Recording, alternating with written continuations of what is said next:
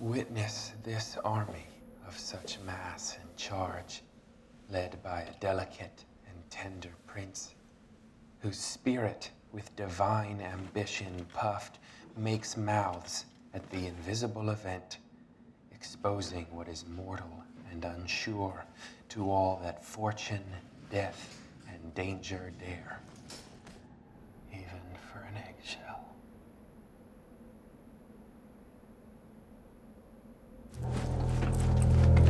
Danho! Who's there? Friends to this ground and liegemen to the Dane. Give you good night. Who hath relieved you? Bernardo hath my place. Give you good night.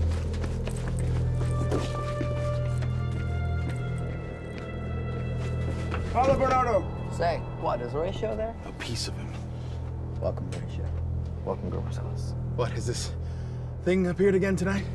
I've seen nothing. Horatio says 'tis but our fantasy, and will not let belief take hold of him, touching this dreaded sight twice seen of us. Therefore I've entreated him along with us to watch the minutes of this night, that if again this apparition comes, he may approve our eyes and speak to it.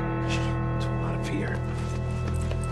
Sit down a while and let us once again assail your ears that are so fortified against your story. What we have 2 nights seen. Peace. Break the oath. Look where it comes again. And the same figure of the king that's dead. We'll cross it, though it blast me. Stay, illusion! If thou hast any sound or use of voice, speak to me! If there be any good thing to be done that may to thee do ease and grace to me, speak to me! If thou art privy to thy country's fate, which happily for knowing may avoid, oh, speak! 'Tis here! 'Tis here! 'Tis come.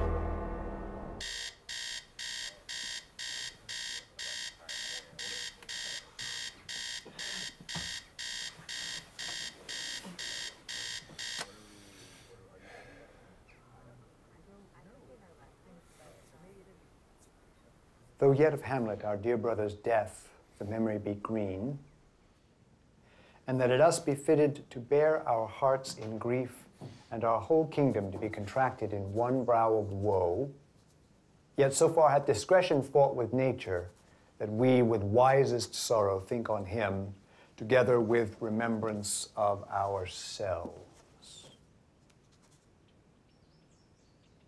Therefore, our sometime sister, now our queen, the imperial jointress to this warlike state, have we, as 'twere, with a defeated joy, with an auspicious and a dropping eye, with mirth in funeral and with dirge in marriage, in equal scale weighing delight and dole, taken to wife. Nor have we herein barred your better wisdoms, which have freely gone with this affair along. For all our thanks, so much for him.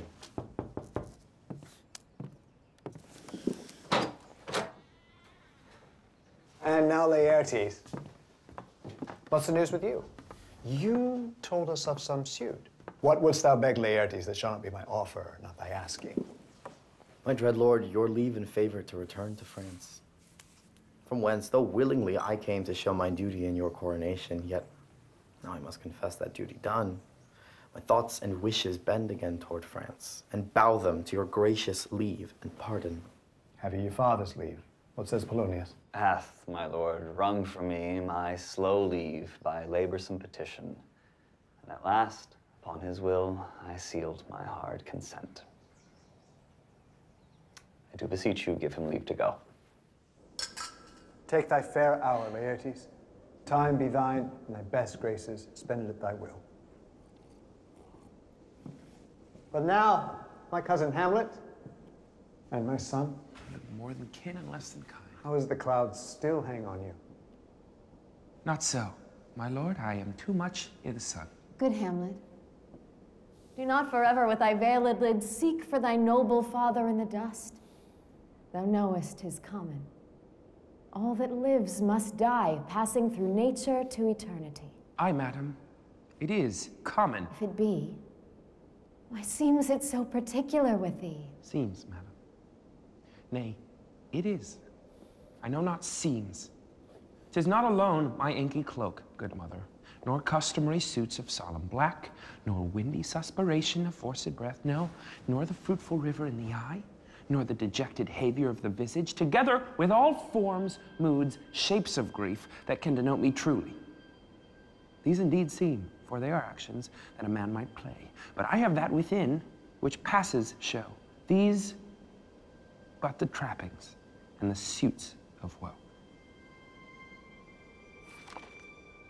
'Tis sweet and commendable in your nature, Hamlet, to give these mourning duties to your father.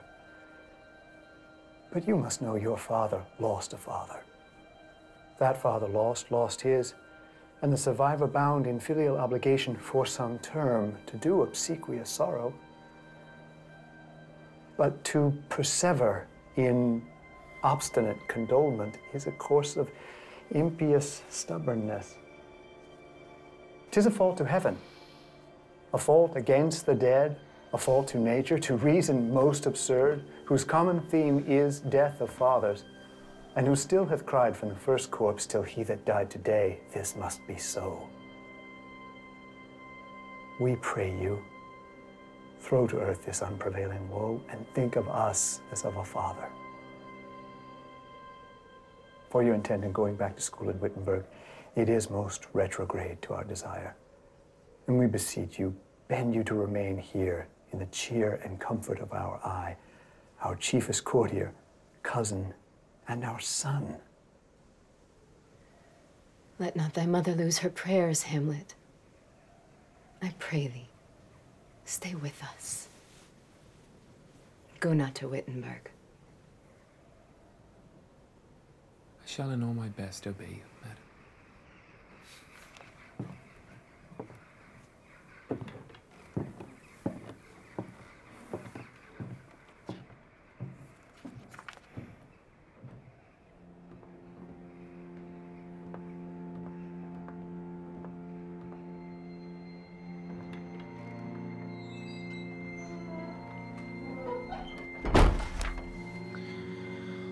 Oh, that this too sullied flesh would melt, thaw, and resolve itself into a dew. Or that the everlasting had not fixed his cannon against self-slaughter. God. God. How weary, stale, flat, and unprofitable seem to me all the uses of this world.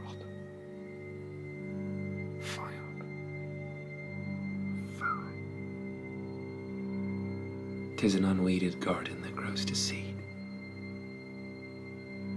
Things rank and gross in nature possess it merely that it should come to this. But 2 months dead, nay, not so much, not 2. So excellent a king that was to this Hyperion, to a satyr, so loving to my mother that he might not beteem the winds of heaven, visit her face too roughly, heaven and earth must I remember.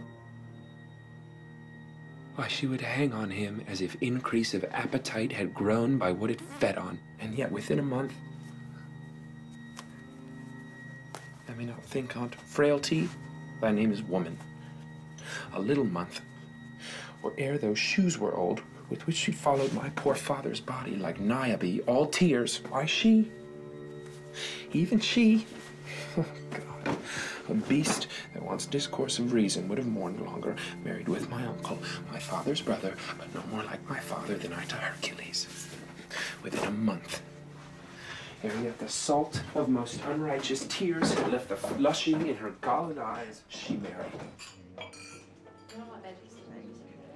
Oh, most wicked speed to post with such dexterity to incestuous sheets.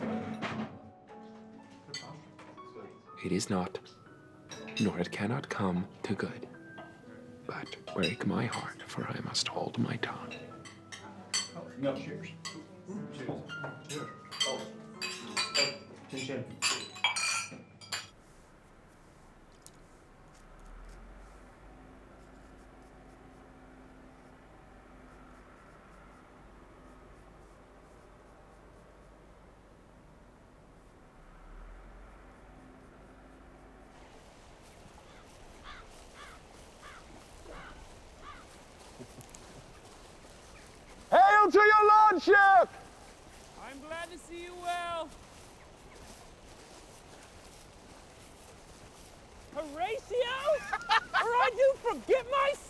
The same, my lord!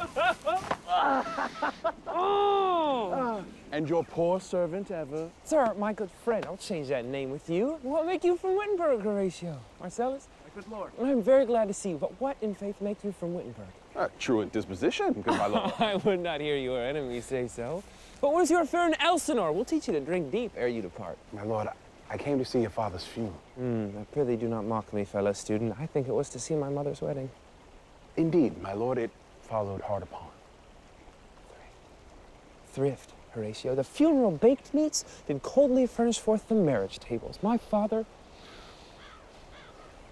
Methinks I see my father. Where, my lord?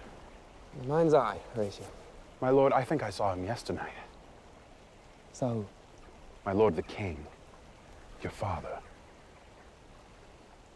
The king, my father? Season your admiration a while with an attent ear till I may deliver this marvel to you. 2 nights together had these gentlemen, Marcellus and Bernardo, upon their watch in the dead waste in the middle of the night, been thus encountered. A figure like your father appears before them, and with solemn march goes slow and stately by them. And I with them the 3rd night kept the watch, where as they had delivered both in time form of the thing, each word made true and good the apparition comes. I knew your father. These hands are not more light. But where was this? My lord, upon the platform where we watched. Did you not speak to it? My lord, I did, but answer made it none. How would I had been there? It would have much amazed you. I will watch tonight, perchance 'twill walk again. If it assume my noble father's person, I'll speak to it, though hell itself should gape and bid me hold my peace. So fare you well. On the platform twixt 11 and 12, I'll visit you. Our duty to your honor. Your loves is mine to you. Farewell. Do not sleep, but let me hear from you. Do you doubt that? For Hamlet, no trifling of his favor, hold it a fashion and a toy in blood, a violet in the youth of primy nature. Sweet, not lasting, forward, not permanent, perfume and suppliance of a minute, no more. No more, but so? Think it no more. His greatness weighed as well as not his own.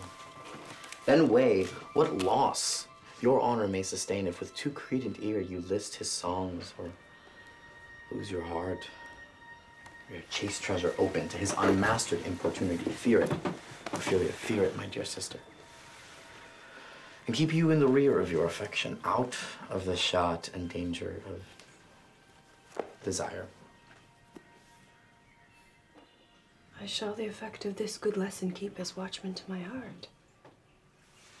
But good my brother, do not, as some ungracious pastors do, teach me the steep and thorny way to heaven, whilst like a puffed and reckless libertine himself the primrose path of dalliance treads. Fear me not. Yet here, Laertes. There. My blessing with thee. And these few precepts in thy memory, look thou character.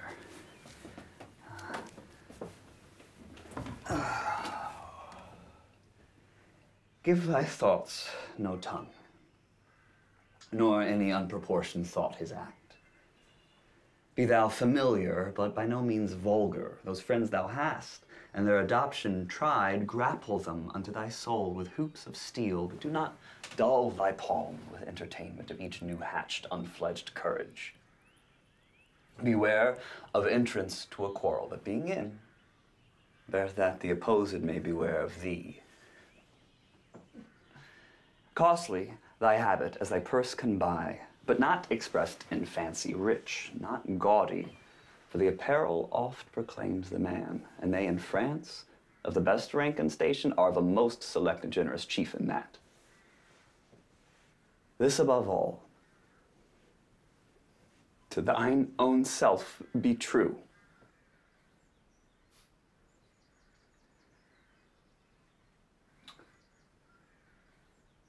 And it must follow as the night the day. Thou canst not then be false to any man.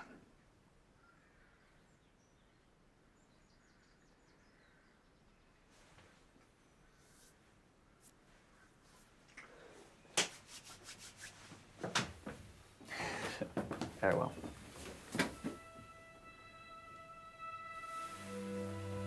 My blessing season this in me. Most humbly do I take my leave, my lord.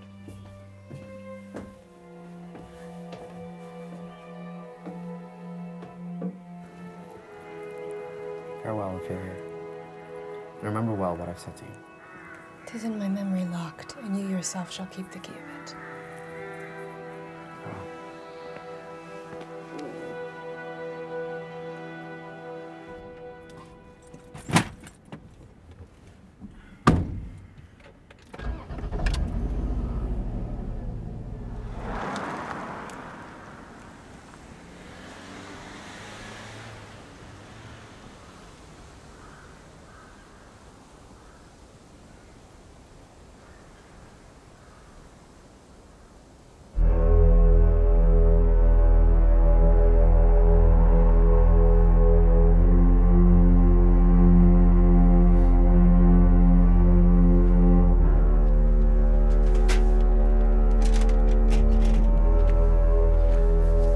Bites shrewdly. It's very cold. It is a nipping and an eager air. What hour now? I think it lacks of 12. No, it is struck. Indeed? I heard it not. Look, my lord. It comes.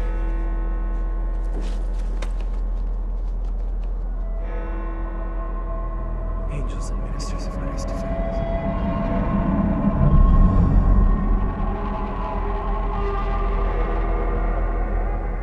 Be thou a spirit of health or goblin damned! Bring with thee heirs from heaven or blasts from hell! Be thy intent wicked or charitable! Thou comest in such a questionable shape that I will speak to thee. I'll call thee Hamlet, King, Father, Royal Dane! Oh, answer me! Say, why is this? Wherefore? What should we do? It will not speak, and I will follow it. Do not, my lord. Why? What should be the fear? What if it tempt you toward the flood, my lord?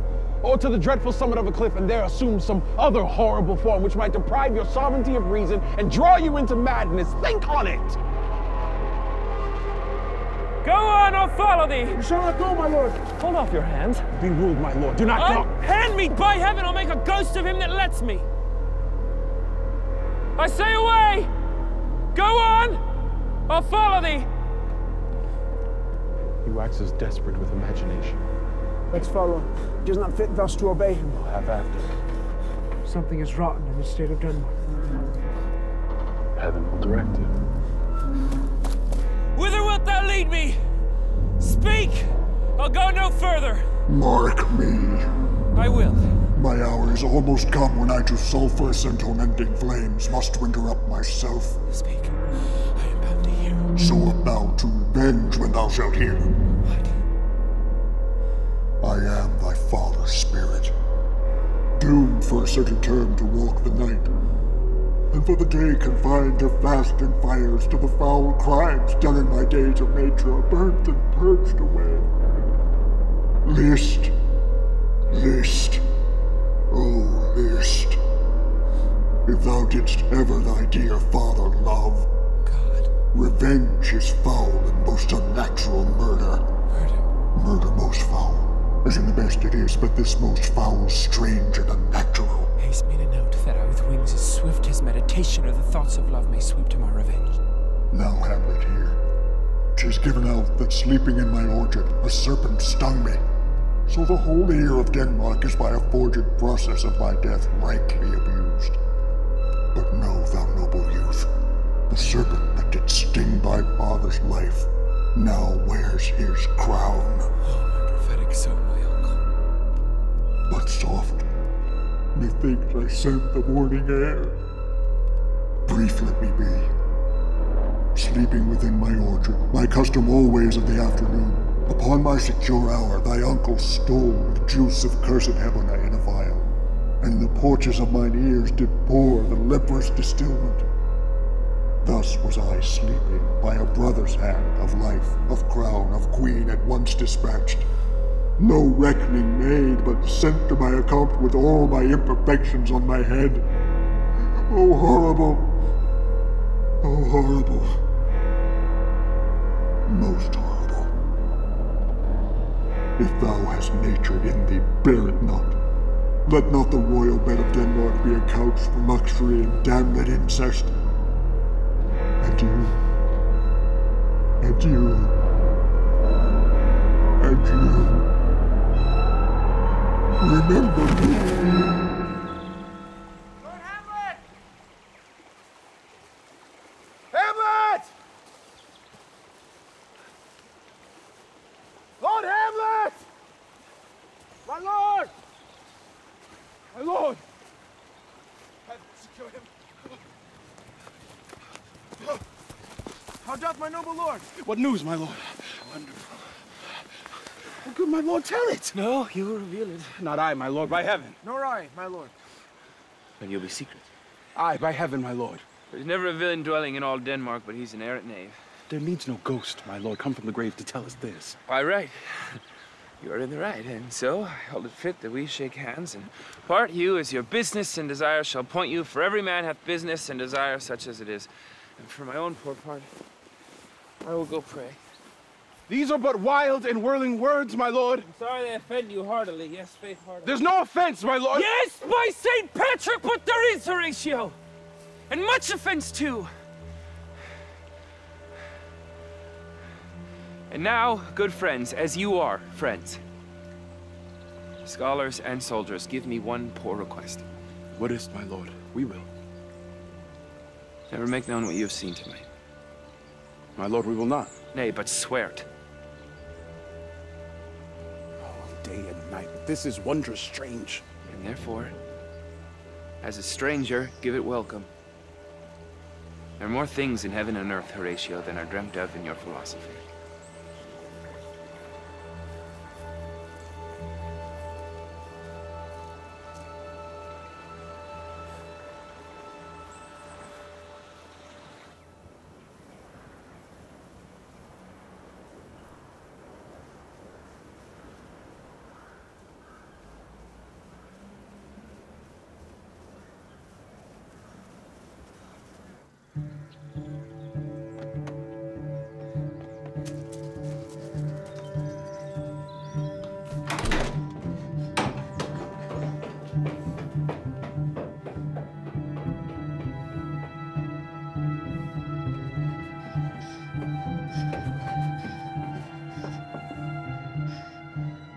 How now, Ophelia? What's the matter? Alas, my lord, I have been so affrighted. With what? In the name of God? As I was sewing in my chamber, Lord Hamlet, with his doublet all unbraced, pale as his shirt, his knees knocking each other, and with a look so piteous in purport as if he had been loosed out of hell to speak of horrors, he comes before me. Mad for thy love? My lord, I do not know, but truly I do fear it. What said he? He took me by the wrist and held me hard. Then goes he to the length of all his arm, and with his other hand thus o'er his brow, he falls to such perusal of my face as he would draw it. Long stayed he so. At last a little shaking of mine arm, and thrice his head thus waving up and down, he raised a sigh, so piteous and profound as it did seem to shatter all his bulk and end his being.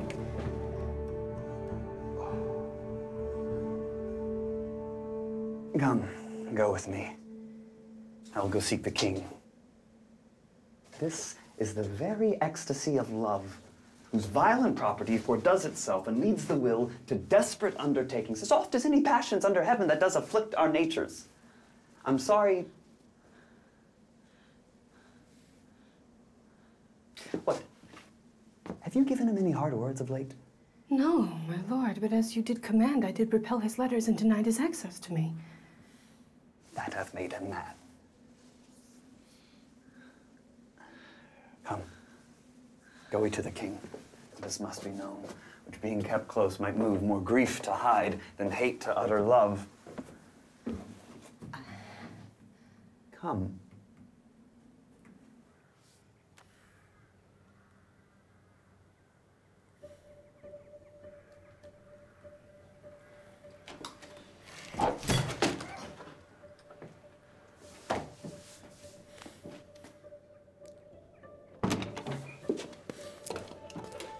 Welcome, dear Rosencrantz and Guildenstern. Moreover, that we much did long to see you, the need we have to use you did provoke our hasty sending. Something have you heard of Hamlet's transformation, so call it? Sith nor the exterior nor the inward man resembles that it was. What it should be, more than his father's death that thus has put him so much from the understanding of himself, I cannot dream of. I entreat you both, that being of so young days brought up with him, and Sith so neighbored to his youth and behavior, that you vouchsafe your rest here in our court some little time, so by your companies to draw him on to pleasures, and to gather so much as from occasion you may glean, whether aught to us unknown afflicts him thus, that opened lies within our remedy. Good gentleman, he hath much talked of you. And sure I am, two men there is not living to whom he more adheres.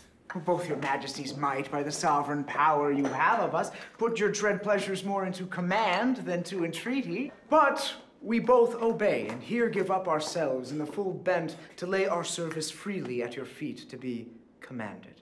Thanks, Rosencrantz and gentle Guildenstern. Thanks, Guildenstern and gentle Rosencrantz. And I beseech you instantly to visit my too much changed son.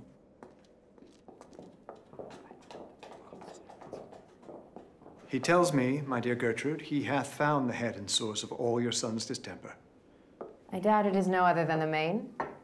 His father's death and our hasty marriage. Well, we shall sift him.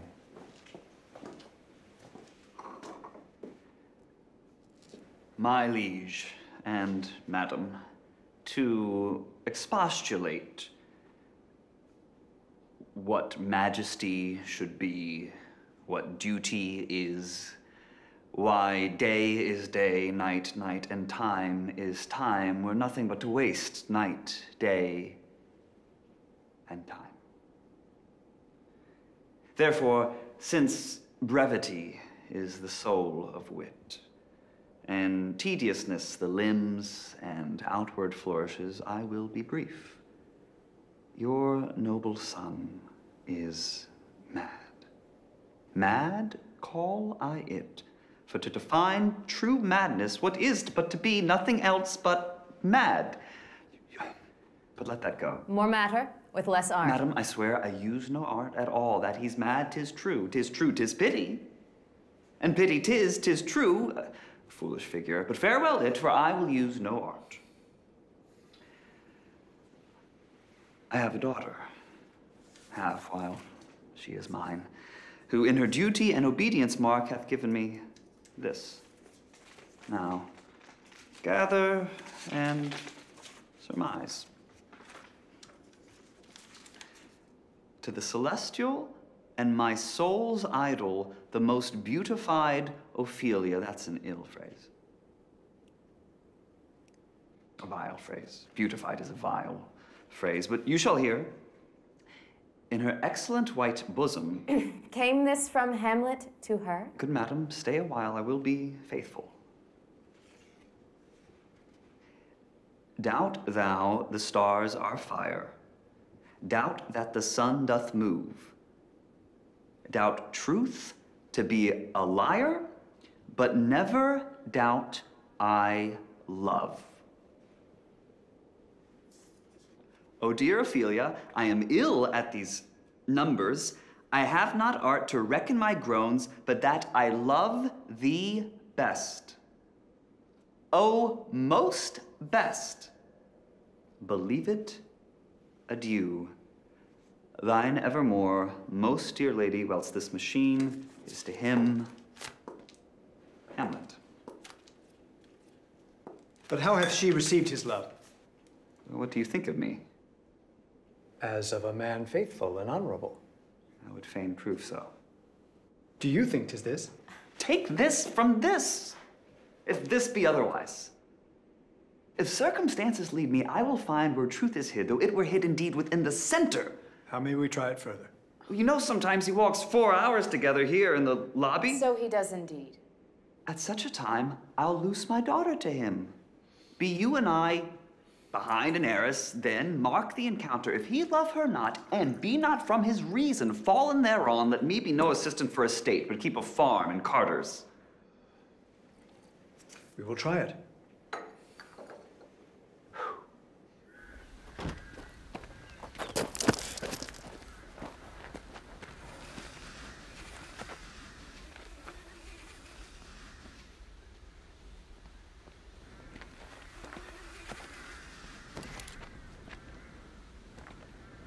How does my good Lord Hamlet? Well, God of mercy. What do you read, my lord? Words. Words. Words. What is the matter, my lord? Between who? I mean the matter that you read, my lord. Slanders, sir. For yourself, sir, shall grow old as I am, if like a crab you could go backward. Will you walk out of the air, my lord? Into my grave! Indeed, that's out of the air.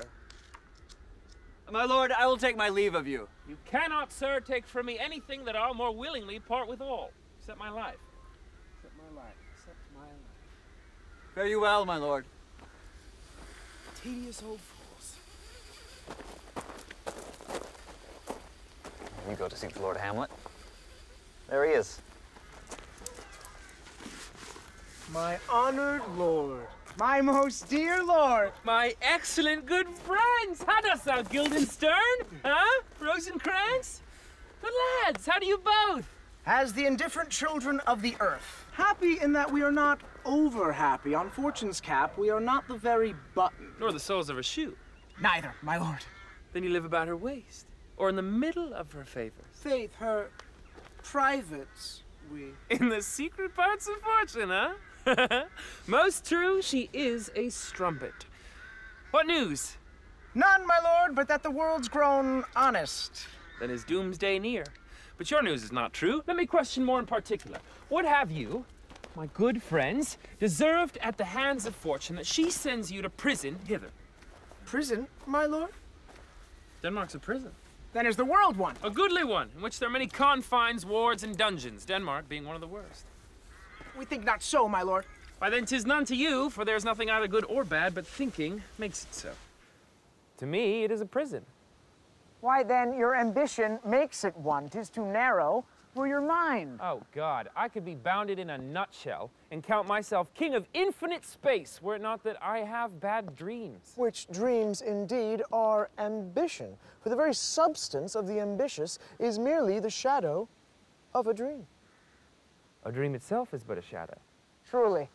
And I hold ambition of so airy and light a quality that it is but a shadow's shadow. Then are our beggars' bodies and our monarchs and outstretched heroes the beggars' shadows? Shall we to the court? For by my fay I cannot reason. We will wait upon you. No such matter. I will not sort you with the rest of my servants, for to speak to you like an honest man, I am most dreadfully attended. But in the beaten way of friendship, what make you at Elsinore? To visit you, my lord, no other occasion. Beggar that I am even poor in thanks, but I thank you. And sure, dear friends, my thanks are too dear a halfpenny. Were you not sent for? Is it your own inclining? Is it a free visitation? Come, come, deal justly with me. Come, come, nay, speak. What should we say, my lord? Anything but to the purpose you were sent for. And there is a kind of confession in your looks which your modesties have not craft enough to color. I know the good king and queen have sent for you. To what end, my lord? That you must teach me. But let me conjure you, by the rights of our fellowship, by the consonancy of our youth, by the obligation of our ever-preserved love, and by what more dear a better proposer can charge you withal, be even and direct with me whether you were sent for or no. What say you? Nay then, I have an eye of you. If you love me, hold not off. My lord, we were sent for. I will tell you why. So shall my anticipation prevent your discovery, and your secrecy to the king and queen moult no feather. I have, of late, but wherefore I know not, lost all my mirth. Forgone all custom of exercise. And indeed it goes so heavily with my disposition that this goodly frame, the earth, seems to me a sterile promontory. This most excellent canopy, the air, look you. This brave or hanging firmament. This majestical roof, fretted with golden fire, why, it appears no other thing to me but a foul and pestilent congregation of vapors. What a piece of work is a man. How noble in reason, how infinite in faculties, in form and moving, how express and admirable. In action, how like an angel. In apprehension, how like a god. The beauty of the world, the paragon of animals. And yet, to me, what is this? Quintessence of dust. Man delights not me. No, nor woman neither, though by your smiling you seem to say so. My lord, there were no such stuff in my thoughts. Why did you laugh then when I said man delights not me? To think, my lord, if you delight not in man, what Lenten entertainment the players shall receive from you. We quoted them on the way, and hither are they coming to offer you service. He that plays the king shall be welcome. What players are they? Even those you were wont to take such delight in the tragedians of the city. Miss Blood, there is something in this more than natural, and philosophy could find it out. You are welcome, but my uncle, father, and aunt mother are deceived. In what, my dear lord? I am but mad north-northwest. When the wind is southerly, I know a hawk from a hen's hawk.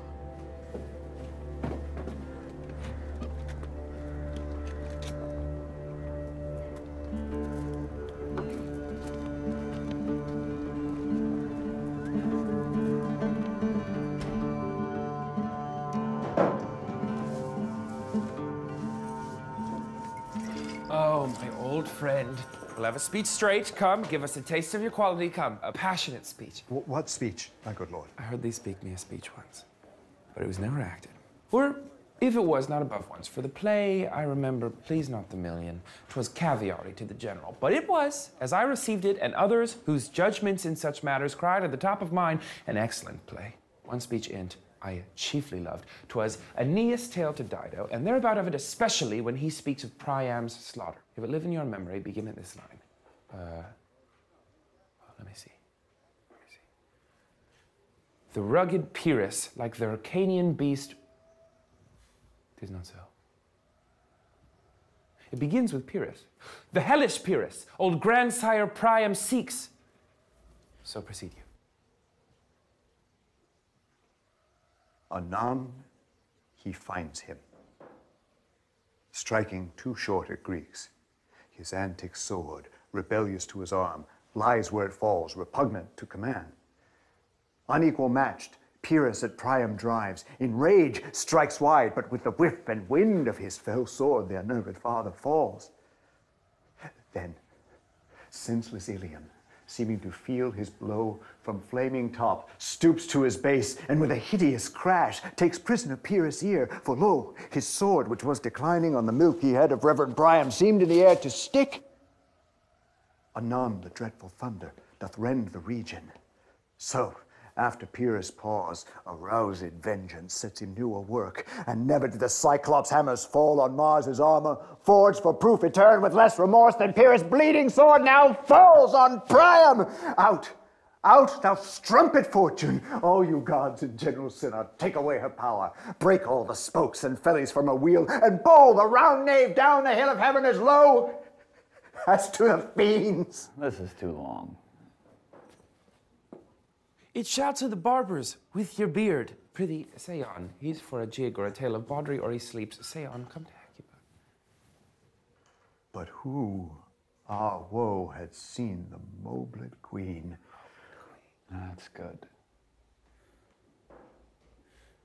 Moblet Queen is good. Run barefoot up and down, threatening the flames with missing room. A cloud upon that head where late the diadem stood, and for a robe about her lank and all her timid loins, a blanket in the alarm of fear caught up. Who this had seen, with tongue in venom steeped, gainst Trojan state would treason have pronounced. But if the gods themselves did see her then, when she saw Pyrrhus make malicious sport in mincing with his sword her husband's limbs, the instant burst of clamor that she made, unless things mortal move them not at all, would have made Milch the burning eyes of heaven and passion in the gods.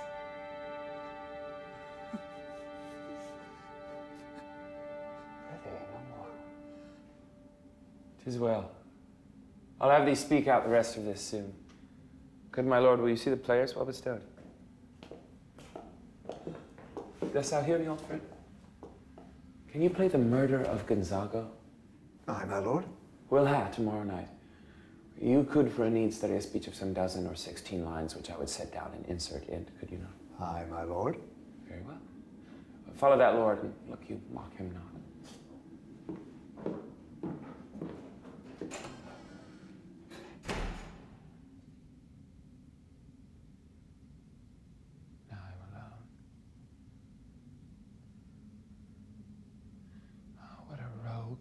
Peasant slave am I. It's not this monstrous that this player here, but in a fiction, in a dream of passion, could force his soul so to his own conceit that from her working all his visage wand, tears in his eyes, distraction in his aspect, a broken voice, and his whole function suiting with forms to his conceit, and all for nothing, for Hecuba. What's Hecuba to him? Or he to Hecuba that he should weep for her? What would he do had he the motive and the cue for passion that I have? He would drown the stage with tears and cleave the general ear with horrid speech, make mad the guilty and appall the free, confound the ignorant and amaze indeed the very faculties of eyes and ears. Yet I, a dull and muddy-meddled rascal, peak like John o' Dreams, unpregnant of my cause, and can say nothing. Am I a coward? Who calls me villain? Breaks my pate across, plucks off my beard and blows it in my face, tweaks me by the nose, gives me the lie of the throat as deep as to the lungs. Who does me this, huh?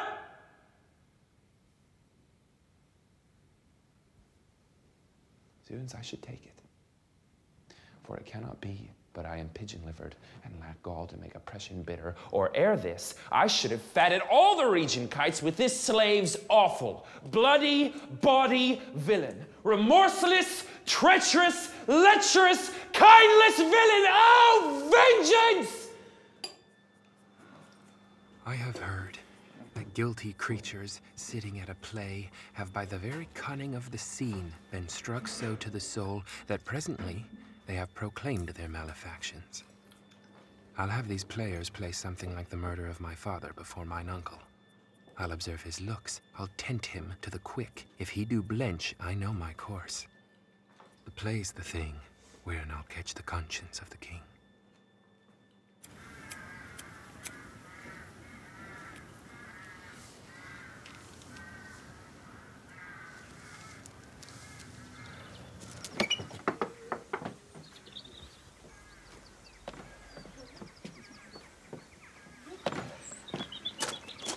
Ophelia,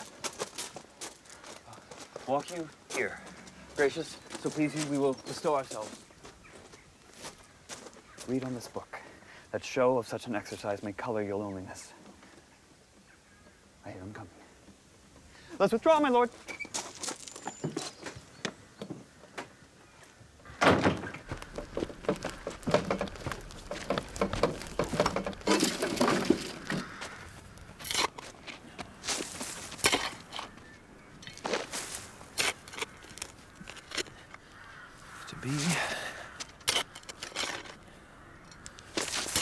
Or not to be? That is the question. Whether 'tis nobler the mind to suffer the slings and arrows of outrageous fortune, or to take arms against a sea of troubles, and by opposing, end them, to die.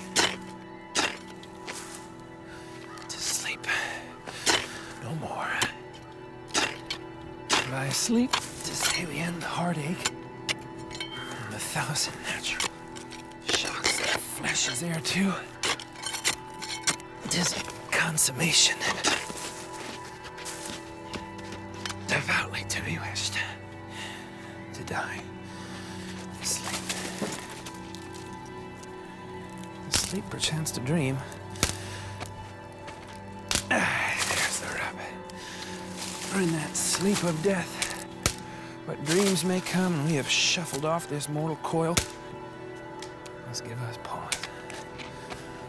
There's the respect that makes calamity of so long life. For who would bear the whips, scorns of time, the presser's wrong, the proud man's contumely, pangs of despised love, the law's delay, the insolence of office, and the spurns that patient merit the unworthy takes when he himself might as quiet as make a bare bodkin. Who would Fardels bear to grunt and sweat under a weary life, but that the dread of something after death? Undiscovered country, who's born no traveler returns. Puzzles the will, makes us rather bear those ills we have than fly to those we know not of. Thus, conscience does make cowards of us all.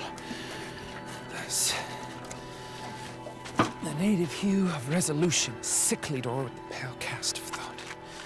In enterprises of great pitch and moment, with this regard, the currents turn awry, and lose the name of action.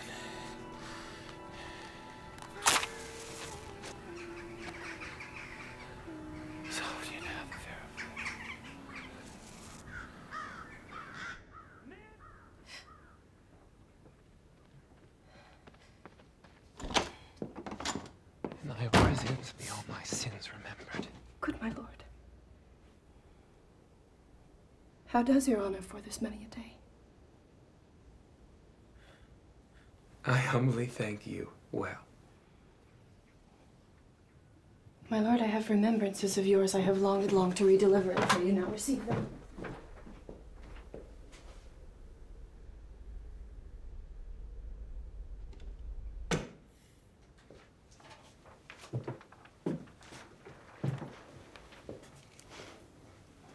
No, not I. I never gave you aught. My honored lord, you know right well you did.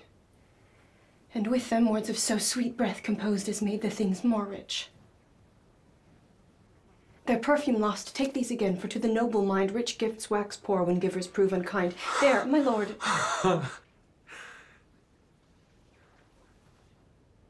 Are you honest? My lord. Are you fair? What means your lordship? That if you be honest and fair, your honesty should admit no discourse to your beauty. Could beauty, my lord, have better commerce than with honesty? Aye, truly. For the power of beauty will sooner transform honesty from what it is to a bawd, than the force of honesty can translate beauty into his likeness. This was sometime a paradox, but now that time gives it proof. I did love you once. Aye, my lord. You made me believe so. You should not have believed me. For our virtue cannot so inoculate our old stock, but we shall relish of it. I loved you not. I was the more deceived.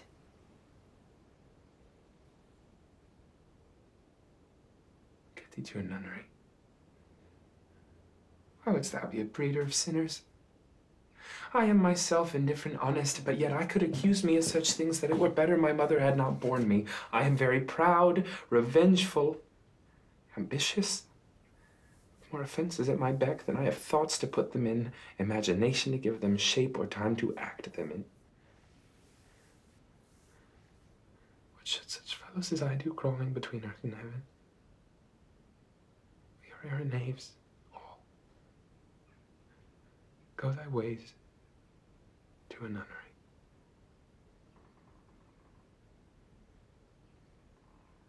Where's your father? He is at home, my lord.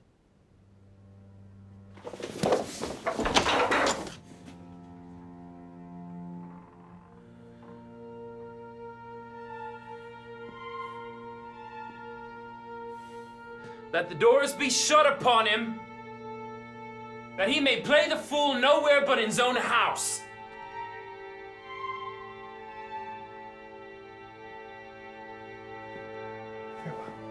Help him, you sweet heavens. If thou dost marry, I'll give thee this plague for thy dowry. Be thou as chaste as ice, as pure as snow, thou shalt not escape calumny. Get thee to a nunnery, farewell. Or, if thou wilt needs marry, marry a fool, for wise men know well enough what monsters you make of them. To a nunnery go, and quickly to farewell! Oh, heavenly powers restore you. I've heard your paintings too well enough. God hath given you one face, and you make yourselves another. You jig and amble and you lisp. You nickname God's creatures and make your wantonness your ignorance. Go to! I'll no more hunt. It hath made me mad. I say, we will have no more marriage. Those that are married already, all but one shall live, the rest shall keep as they are. To a nunnery, go! Oh, woe is me. To have seen my sin, to see what I see.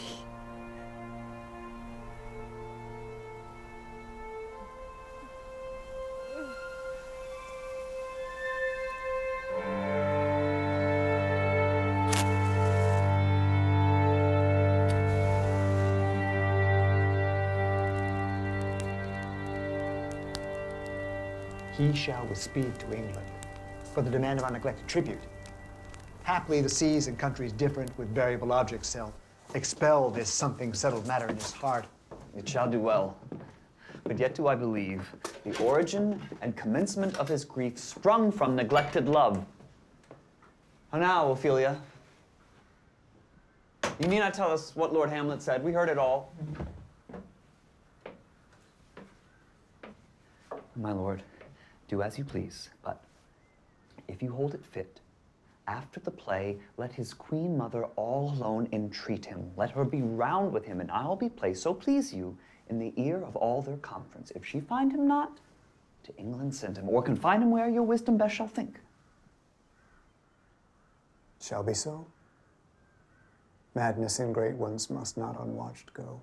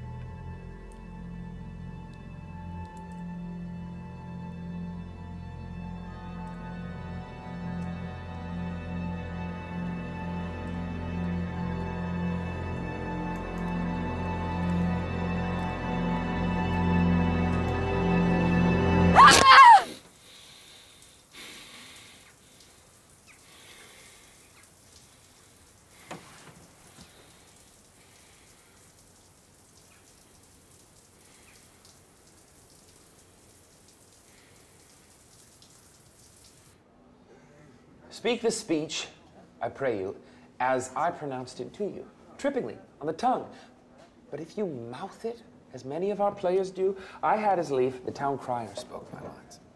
Nor do not saw the air too much with your hand thus, but use all gently, for in the very torrent, tempest, and, as I may say, whirlwind of your passion, you must acquire and beget a temperance that may give it smoothness.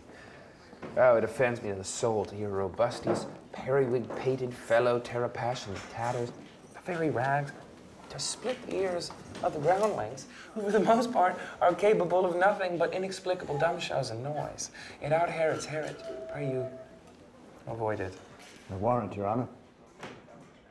Be not too tame, neither, but let your own discretion be your tutor. Suit the action to the word to the action, with this special observance that you o'erstep not the modesty of nature. For anything so o'erdone is from the purpose of playing, whose end both at the first and now was and is to hold, as 'twere, the mirror up to nature. Whether they be players that I have seen play and heard others praise, and that highly, not to speak it profanely, and neither having the accent of Christians, nor the gait of Christian, pagan, nor man, have so strutted and bellowed that I have thought some of nature's journeymen had made men, and not made them well. They imitated humanity so abominably. I hope we have reformed that indifferently with us, sir. Reform it altogether. Go, make you ready.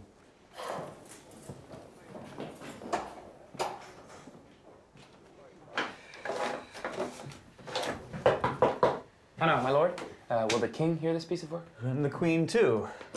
And that presently. Bid the players make haste. Will you two help to hasten them? Aye, my lord.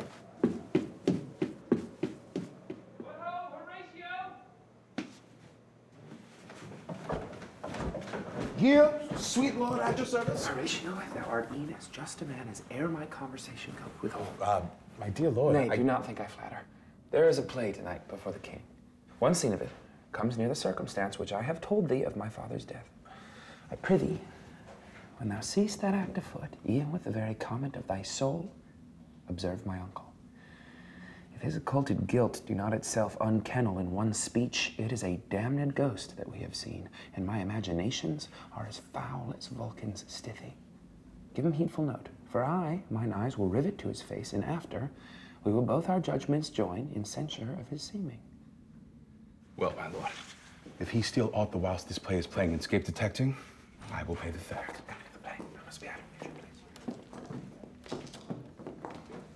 How fares our cousin Hamlet?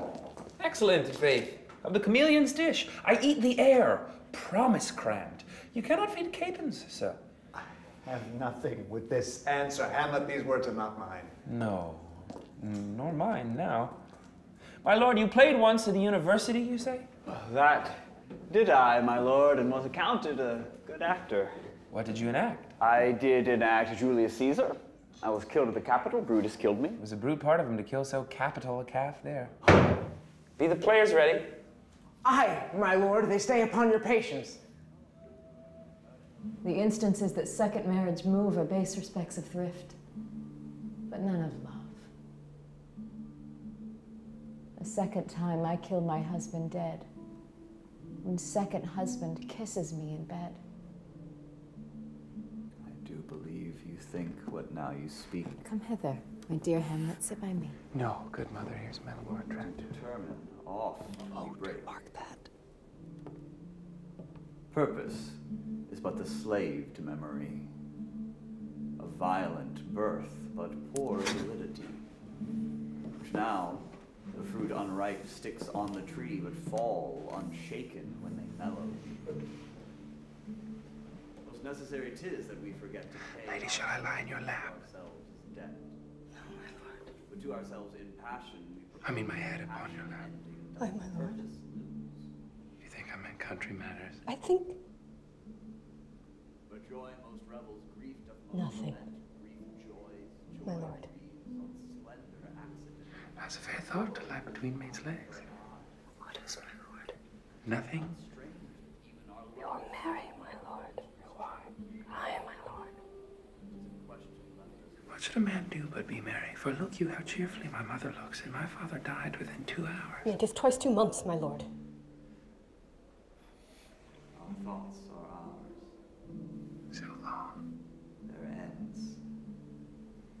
None of our own. Is this a prologue or the posy of a ring? 'Tis brief, my lord. As woman's love. Think thou wilt no second husband wed, but die thy thoughts. my first lord is dead. Nor earth to me give food, nor heaven light. Sport and repose lock from me day and night. To desperation turn my trust and hope. An anchor's cheer and prison be my scope. Each opposite that blanks the face of joy, meet what I would have well and it destroy. So here and hence pursue me lasting strife. If once a widow, ever I be wife. Madam, how like you this play? The lady doth protest too much, methinks. My spirits grow dull, and fain I would beguile the tedious day with sleep. What do you call the play? Sleep rock thy brain, and never comes The Mousetrap. Mary, how? Tropically. His play is the image of a murder done in Vienna. Gonzago is the Duke's name, his wife Baptista. You shall see anon. 'Tis a knavish piece of work, but what of that? Your Majesty and we that have free souls, it touches us not. This is one Lucianus, nephew to the king. He poisons him with the garden for his estate. His name's Gonzago. You shall see anon how the murderer gets the love of Gonzago's wife. You are as good as chorus, my lord. I could interpret between you and your love if I could see the puppets dallying. You are keen, my lord, you are keen. It would cost you a groaning to take off mine edge. Begin, murderer, come! The croaking raven doth bellow for revenge. Thoughts black, hands apt, drugs fit and time agreeing, confederate seizing else no creature seeing. Thou mixture rank of midnight weeds collected, with Hecate's band thrice blasted, thrice infected, thy natural magic and dire property on wholesome life reserve immediately. King rises. How fares my lord? Give her the play! Give me some light. Away. Lights! Lights! Lights! Lights! For thou dost know, O Damon dear, this realm dismantled was of Jove himself, and now reigns here a very, very peacock. You might have rhymed. Good Horatio. I'll take the ghost word for £1,000. Didst perceive? Very well, my lord. Upon the talk of the poisoning? I did very well note him. Good my lord, vouchsafe me a word with you. Sir, a whole history. The king, sir, Aye, sir, what of him? is in his retirement marvelous distemper. With drink, sir? No. My lord, your mother, with most great affliction of spirit, hath sent me to you. You are welcome. Nay, my good lord, this courtesy is not of the right breed. If it shall please you to make me a wholesome answer, I will do your mother's commandment. If not, your pardon and my return shall be the end of my business. Sir, I cannot. What, my lord? Make you a wholesome answer. My wit's diseased. But, sir, such answer as I can make, you shall command. Or rather, as you say, my mother. Therefore, no more but to the matter. My mother, you say? She desires to speak with you in her closet ere you go to bed. We shall obey, were she 10 times our mother. Have you any further trade with us? My lord, you once did love me. And do still by these pickers and stealers. Good my lord, what is the cause of your distemper? You do surely bar the door upon your own liberty if you deny your griefs to your friend. Will you play upon this pipe? My lord, I cannot. I pray you. Believe me, I cannot. I do beseech you. I know no touch of it, my lord. It is as easy as lying. Govern these ventages with your fingers and thumb. Give it breath with your mouth, and it will discourse most eloquent music. Look you, these are the stops. I have not the skill. Why, look you now how unworthy a thing you make of me. You would play upon me. You would seem to know my stops. You would pluck out the heart of my mystery. Do you think I am easier to be played on than a pipe? Call me what instrument you will, though you can fret me. You cannot play upon me.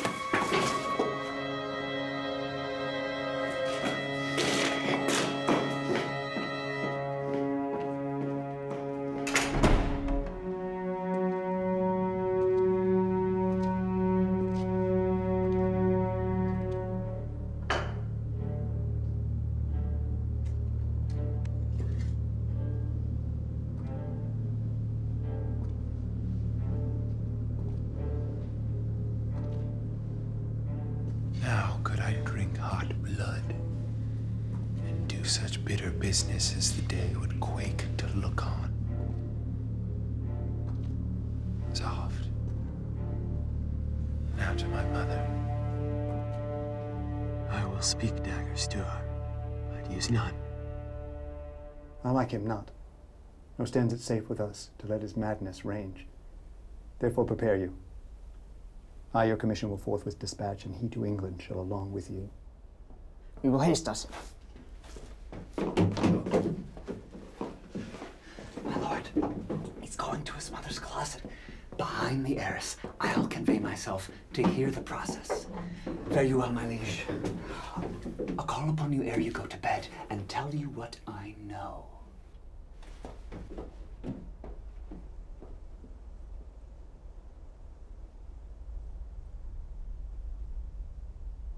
Oh, my offense is rank. It smells to heaven. Let the primal eldest curse upon it. A brother's murder. Pray can I not? For I am still possessed of those effects for which I did the murder. My crown, mine own ambition, and my queen. May one be pardoned and retain the offense? In the corrupted currents of this world, offense's gilded hand may shove by justice, and oft 'tis seen the wicked prize itself buys out the law. But 'tis not so above. There is no shuffling. There the action lies in his true nature, and we ourselves compelled even to the teeth and forehead of our faults to give in evidence. What then? What rests? Try what repentance can. What can it not? Yet what can it when one cannot repent? Help. Angels. Make us say.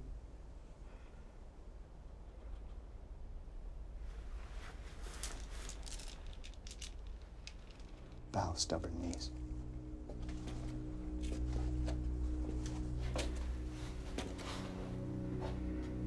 All may be well. Now might I do it back.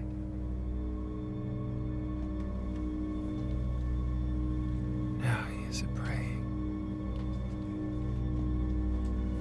And now I'll do it.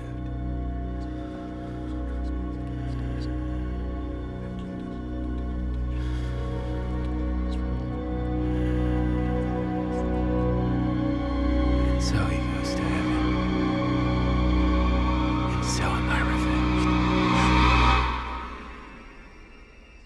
That would be scanned. A villain kills my father. And for that, I, his sole son, do this same villain send to heaven. No. My words fly up. My thoughts remain below. Words without thoughts never to heaven go.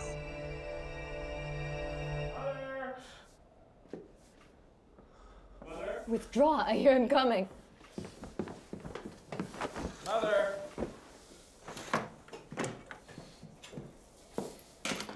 Now, Mother, what's the matter?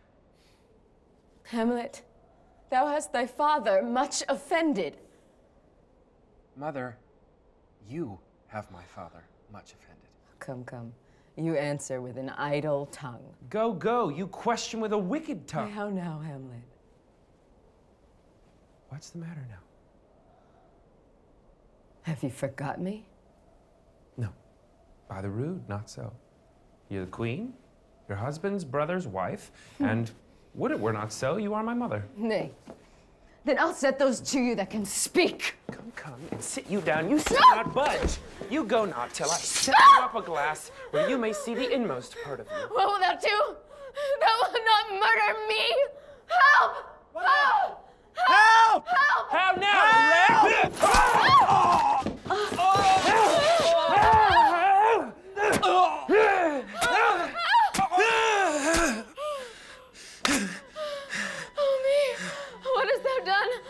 Yeah, I know not. Is it the king? What a rash and bloody deed is this! A bloody deed. Almost as bad, good mother, as kill a king and marry with his brother. To kill a king? Aye, lady, it was my word. The wringing of your hands, please sit you down and let me wring your heart. Look you upon this picture and on this. The counterfeit presentment of two brothers. See what a grace was seated on this brow. Hyperion's curls, the front of Jove himself, and I like Mars to threaten and command a station like the herald Mercury new lighted on a heaven-kissing hill, a combination and a form indeed, where every god did seem to set his seal to give the world assurance of a man. This was your husband. Look you now what follows. Here is your husband. Could you on this fair mountain leave to feed and batten on this moor, huh? Have you eyes? You cannot call it love, for at your age the heyday in the blood is tame. It's humble and waits upon the judgment. And what judgment would step from this to this? Oh, shame, where is thy blush? Hamlet, speak no more. Thou turn'st mine eyes into my very soul, and there I see such black and grained spots as will not leave their tinge. Nay, but to live in the rank sweat of an enseamed bed, stewed in corruption, honeying and making love over the night. Speak no more, these words like daggers enter in my ears no more, sweet Hamlet. And a villain, a slave that is not 20th part the tithe of your precedent lord, a vice of kings, a cutpurse of empire and the rule that from a shelf the precious diadem stole and put it in his pocket. A thing of shreds and hatchet!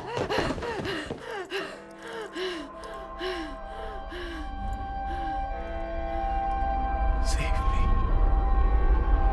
And hover o'er me with your wings, you heavenly guards. What would your gracious figure? Oh, alas. He's mad.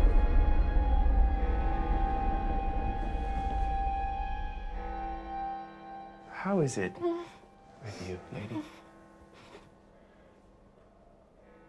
Alas. How is it with you? Oh, gentle sun, upon the heat and flame of thy distemper, sprinkle cool patience.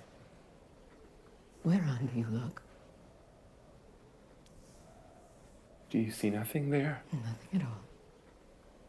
Yet all that is, I see. Nor did you nothing hear? No, nothing but ourselves. Why, look you there. Look how it steals away my father in his habit as he lived.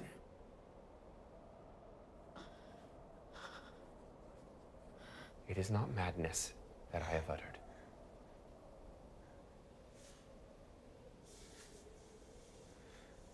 Mother, for love of grace, lay not a flattering unction to your soul that not your trespass but my madness speaks. Confess yourself to heaven. Oh, Hamlet, thou hast cleft my heart in twain. I must be cruel only to be kind. As bad begins and worse remains behind. One word more, good lady. What shall I do?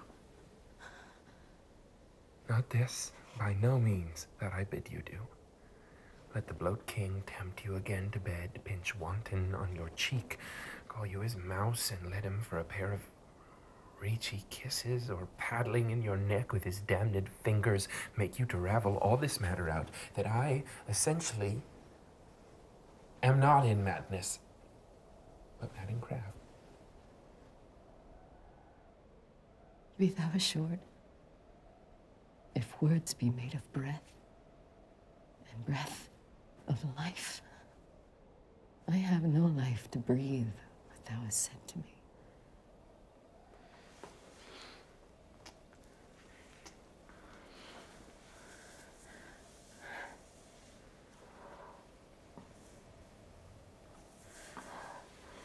I must to England. You know that. This man shall set me back. I'll lug the guts into the neighbor room. Mother, good night indeed. This counselor is now most still, most secret, and most grave that was in life, a foolish, prating knave. Come, sir, to draw toward an end with you.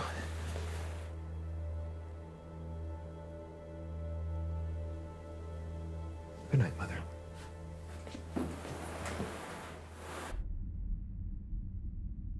Where is your son?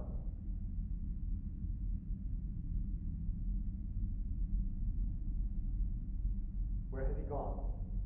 To draw forth the body he hath killed.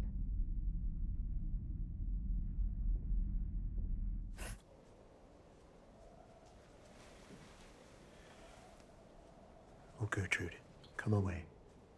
The sun no sooner shall the mountains touch, but we will ship him hence.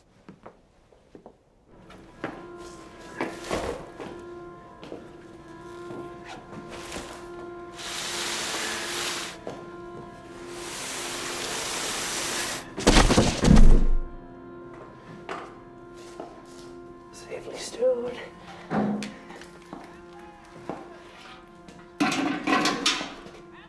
What's off, what noise? Calls on him. Here they come. What have you done, my lord, with the dead body? Compounded it with dust whereto 'tis kin. My lord, you must tell us where the body is. Do not believe it. Believe what, my lord? I can keep your counsel and not mine own. Besides, to be demanded of a sponge, what replication should be made by the son of a king? Taking me for a sponge, my lord. Aye, sir, that soaks up the king's countenance, his rewards, his authority. I understand you not, my lord.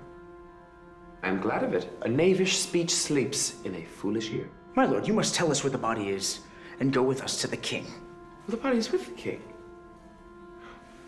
But the king is not with the body. The king is a thing. A thing, my lord? Of nothing. Bring me to him. I'd box it all after!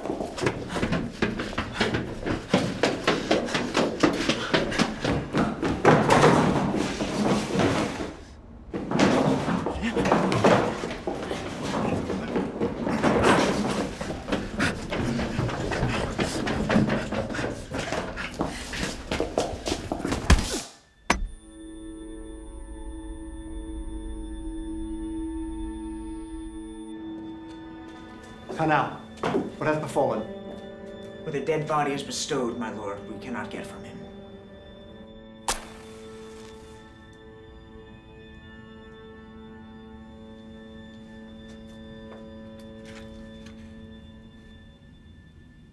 Now, Hamlet, where is Polonius? At supper. At supper where? Not where he eats, but where he's eaten.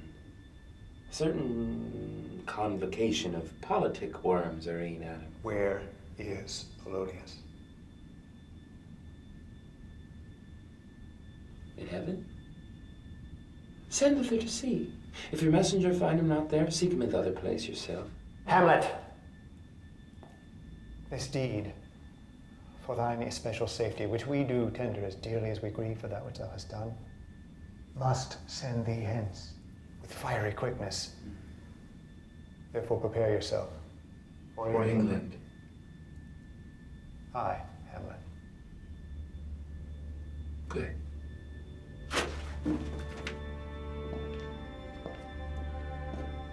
Farewell, dear mother.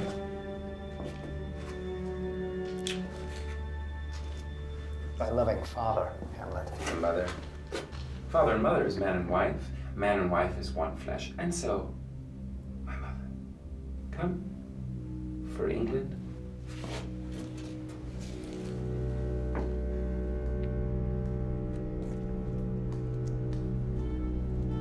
I do not know why yet I live to say this thing's to do.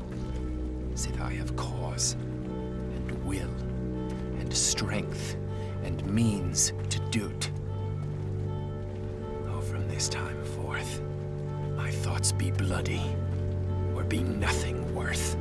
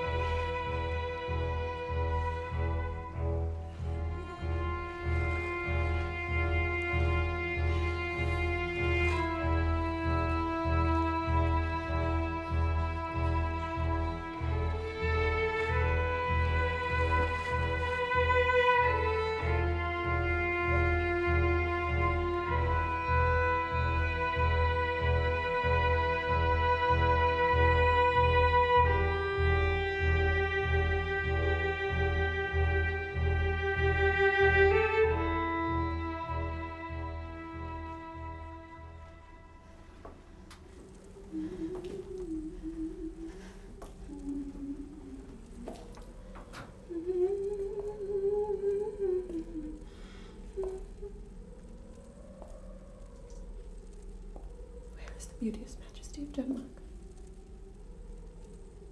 How now, Ophelia?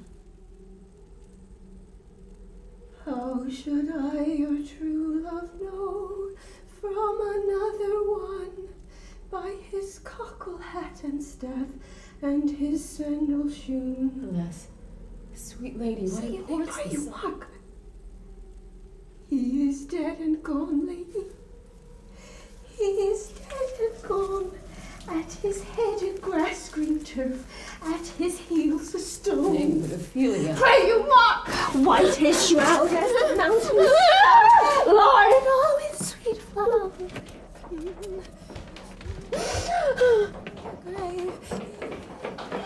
Alas, look here, my lord. How do you, pretty lady?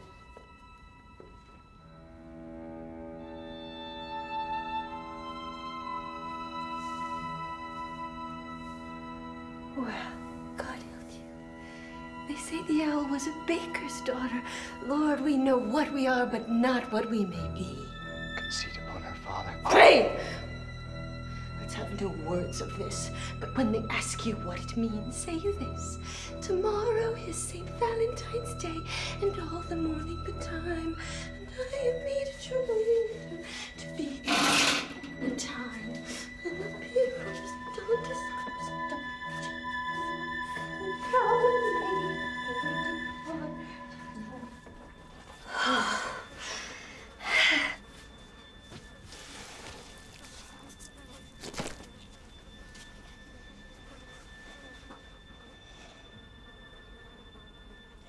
I hope Paul will be well. We must be patient.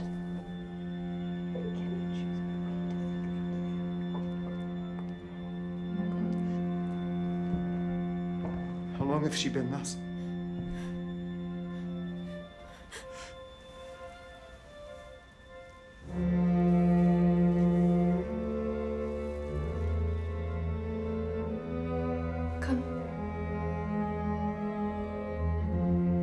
Come, my coach.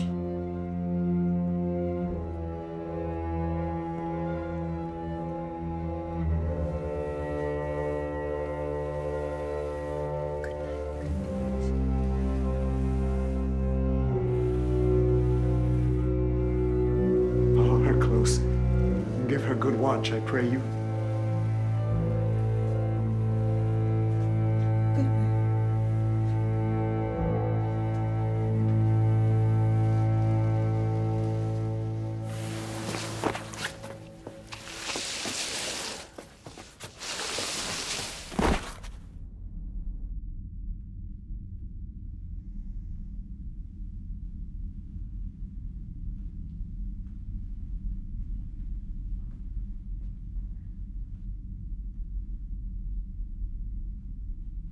thou vile king! Give me my father. Comely, good Laertes! A drop of blood that's calm proclaims me bastard. Cries cuckold to my father, brands the harlot even here between the chaste unsmirched brow of my true mother. What is the cause, Laertes, that thy rebellion looks so giant-like?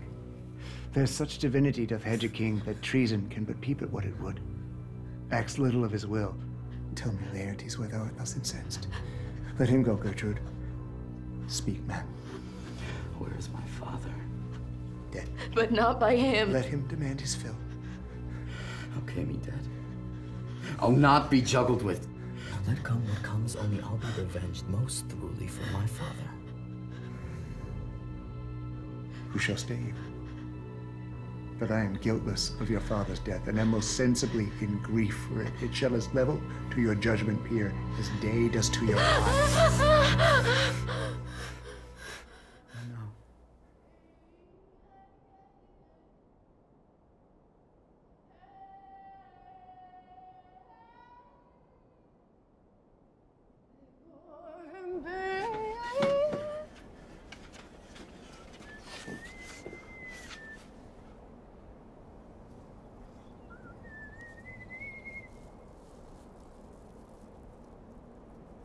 They bore him barefaced on the bier.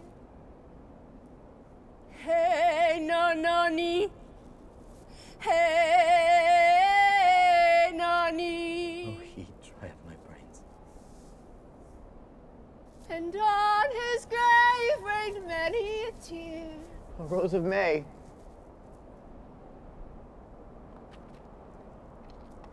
Fare you well, my dove. Sweet Ophelia.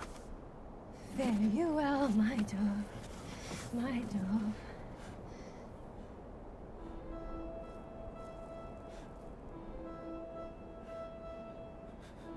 And you must sing a down, call him down.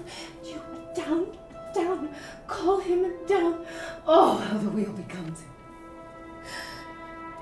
It is the false steward that stole his master's daughter.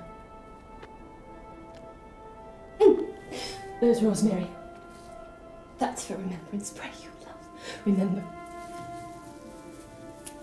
And there is pansies. That's for thoughts. There's fennel and columbines. There's rue for you. And some for me. And we may call it herb of grace on Sundays. You must wear your robe with a difference.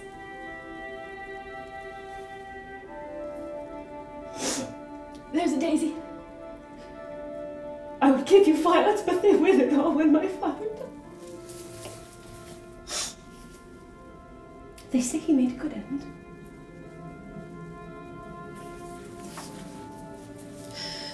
For bonny sweet Robin is all my joy.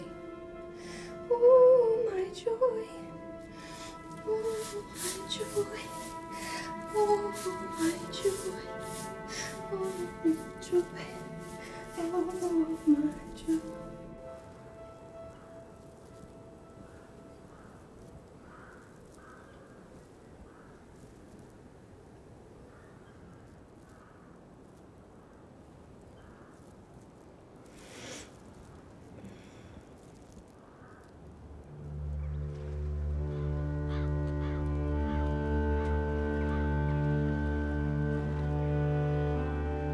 Ere we were 2 days old at sea, a pirate of very warlike appointment gave us chase.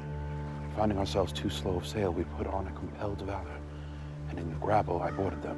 On the instant they got clear of our ship, so I alone became their prisoner. They have dealt with me like thieves of mercy, but they knew what they did. I am to do a good turn for them. Let the king have the letters I have sent, and repair thou to me with as much speed as thou wouldst fly death. Rosencrantz and Guildenstern hold their course for England. Of them, I have much to tell thee. Farewell. He that thou knowest thine. Hamlet. The queen, his mother, lives almost by his looks. And for myself, my virtue or my plague, be it either which, she is so conjunctive to my life and soul, that as the star moves not but in his sphere, I could not but by her. And so have I, a noble father lost, a sister driven into desperate terms whose worth, if praises may go back again, stood challenger on mount of all the age for her perfections. But my revenge will come. I loved your father, and we love ourselves. And that, I hope, will teach you to imagine. How now? What news? Letters, my lord, from Hamlet. These to your majesty, this to the queen. From Hamlet? Who brought them? Sailors, my lord, they say. I saw them not. They were given me by Claudio. He received them of him that brought them. Laertes, you shall hear them. Leave us.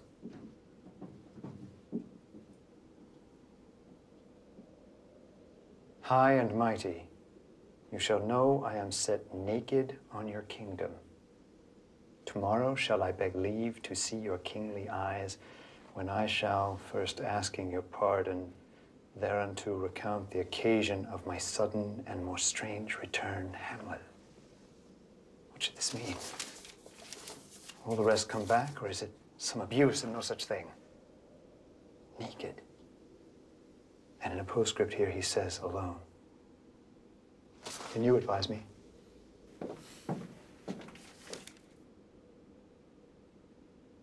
I'm lost in it, my lord, but let him come. It warms the very sickness in my heart that I shall live and tell him to his teeth, thus didst thou. If it be so, Laertes, will you be ruled by me? Aye, my lord, so you'll not overrule me to appease. What would you undertake to show yourself indeed your father's son, more than in words? To cut his throat in the church. Keep close within your chamber. Hamlet returns, shall know you are come home. We'll put on those shall praise your excellence, and set a double varnish on the fame, and wager on your heads. He being remiss, most generous, and free from all contriving, will not peruse the foils, so that with ease or with a little shuffling, you may choose a sword unbaited, and a passive practice requite him for your father. I'll do it. And for that purpose, I'll anoint my sword. I bought an unction of a mountebank. I'll touch my point with this contagion, that if I gall him slightly, it may be death. When in your motion you are hot and dry, as make your bouts more violent to that end, and that he calls for drink, I'll have prepared him a chalice for the nonce, whereon but sipping, if he by chance escape your venom stuck, our purpose may hold there.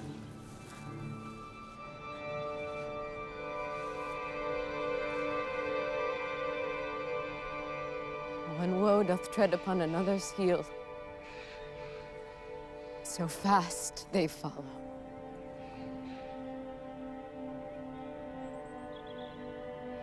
Your sister's drowned, Laertes.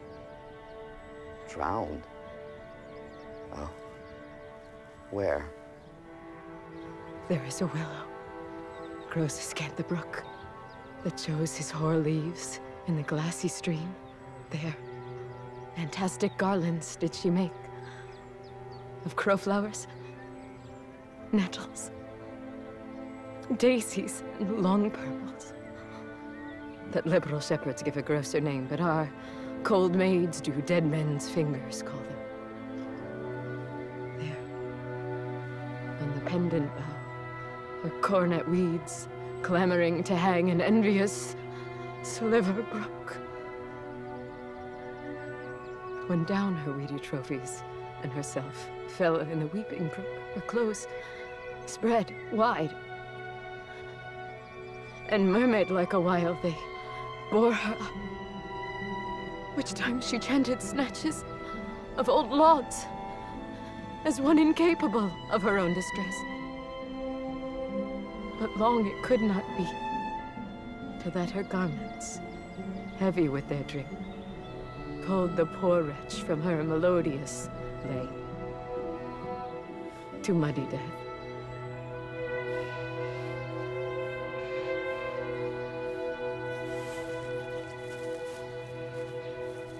How much I had to do to calm his rage. Now I fear this will get it start again.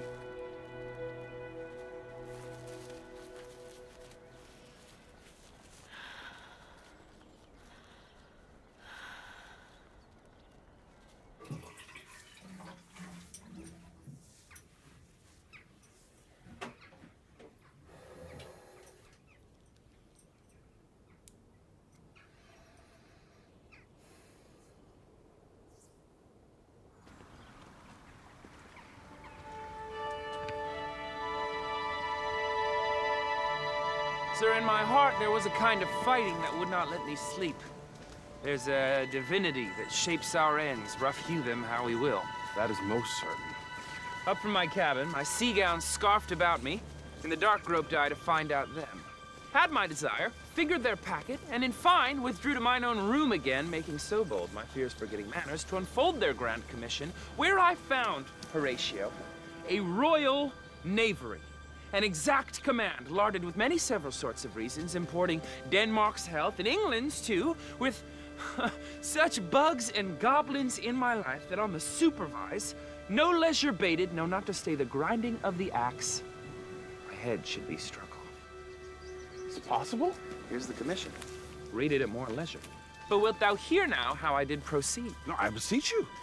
I sat me down, devised a new commission. Wilt thou know the effect of what I wrote? Aye, good my lord.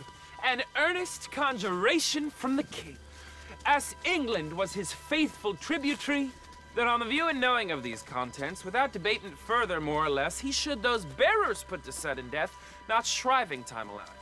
Now, the next day was our sea fight, and what to this was sequent thou knowst already. So Guildenstern and Rosencrantz go to it? Why, man, they did make love to this employment. They are not near my conscience.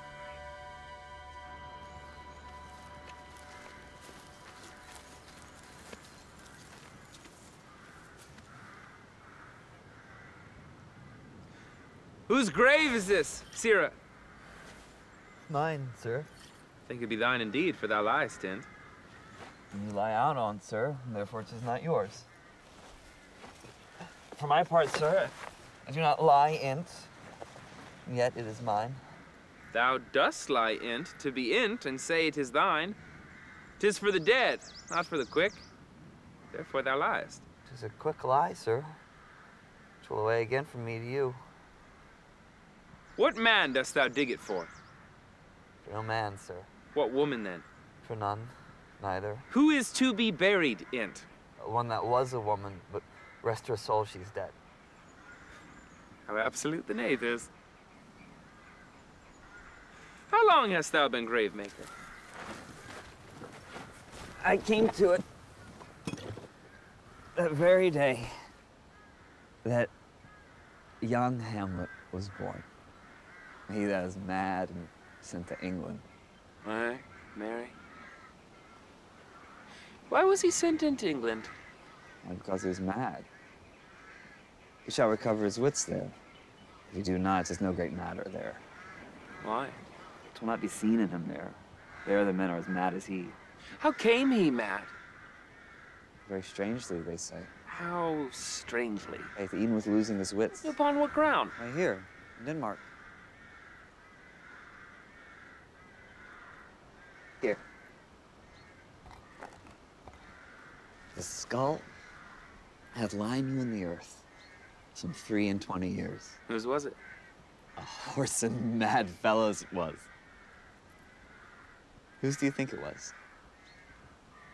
Nay, I know not. This same skull, sir, was, sir, Yorick's skull. The king's jester? This. Even now. Let me see.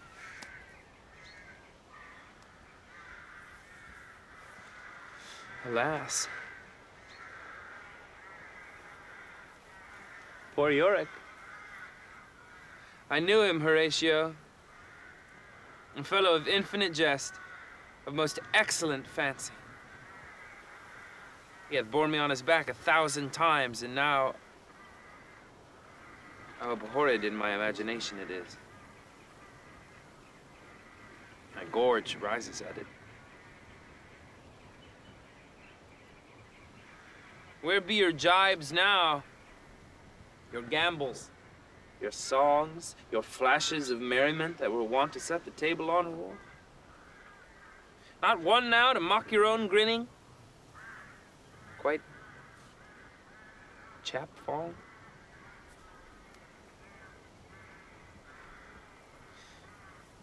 Prithee, Horatio, tell me one thing. What's that, my lord? Dost thou think Alexander looked to this fashion of the earth? Even so. Smelt so? Even so, my lord. What's up? What's up,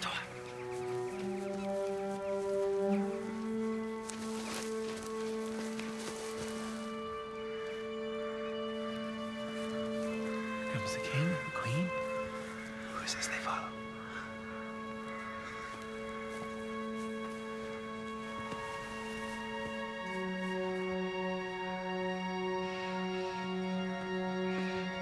Layer the earth. Let the Pharaoh fear. May violets smile.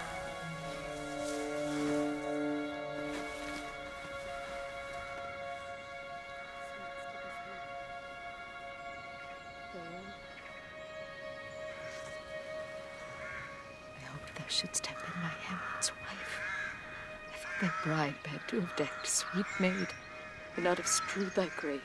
Oh, trouble, woe, fall 10 times trouble on the cursed head, whose wicked deed thy most ingenious sense deprived thee of. Hold off the earth a while, till I've once more held her in mine arms.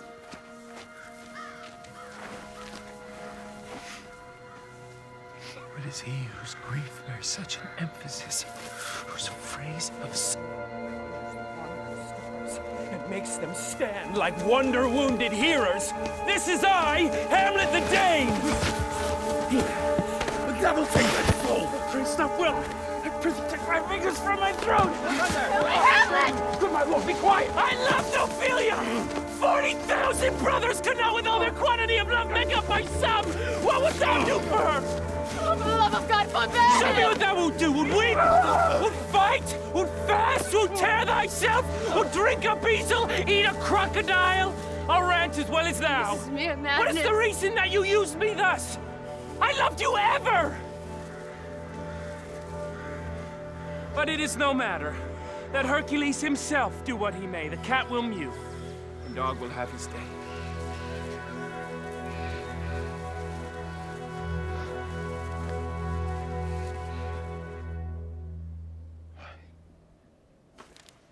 What a king is this? Does it not, think thee, stand me now upon? He that hath killed my king and whored my mother, popped him between the election and my hopes, thrown out his angle for my proper life, and with such cozenage. It's not perfect conscience to quit him with this arm, and is not to be damned to let this canker of our nature come in further evil. It must shortly be known to him from England what is the issue of the business there. It will be short. The interim is mine, and a man's life no more than to say one. But I am very sorry, good Horatio, that to Laertes I forgot myself. But sure, the bravery of his grief did put me into a towering passion. Peace. Who comes here? Your lordship is right welcome back to Denmark. I humbly thank you, sir. Dost know this waterfly? No, my good lord.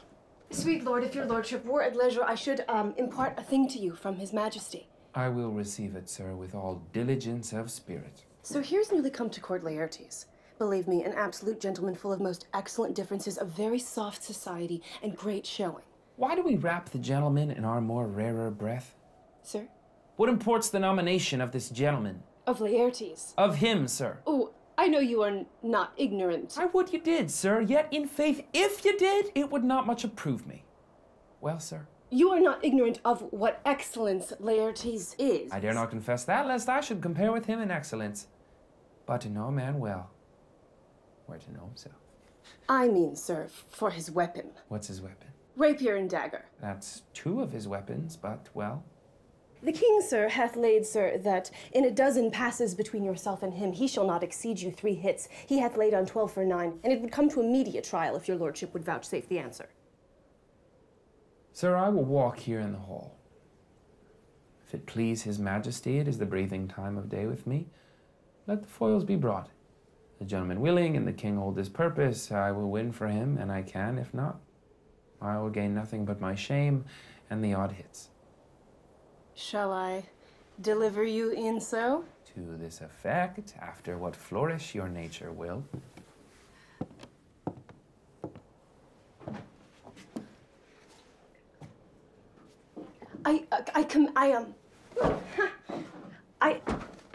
I commend my duty to your lordship. Yours.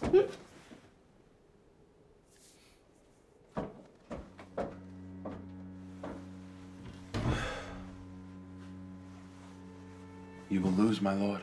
I do not think so. Since he went into France, I have been in continual practice. I shall win at the odds. But thou wouldst not think how ill all's here about my heart.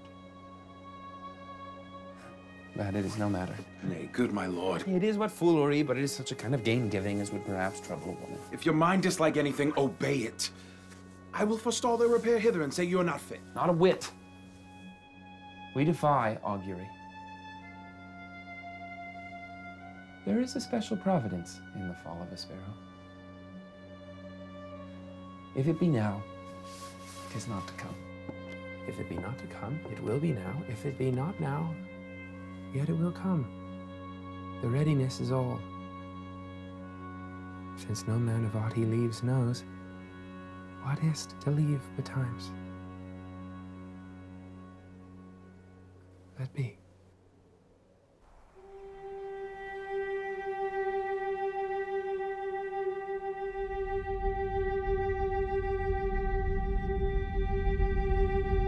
Come, Hamlet. Come. Take this hand from me.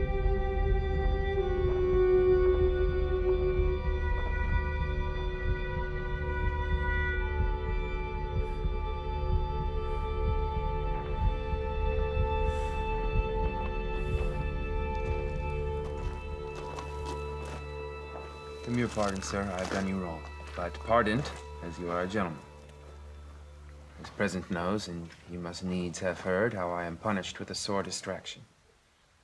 Sir, in this audience, let my disclaiming from a purposed evil free me so far in your most generous thoughts that I have shot my arrow o'er the house and hurt my brother.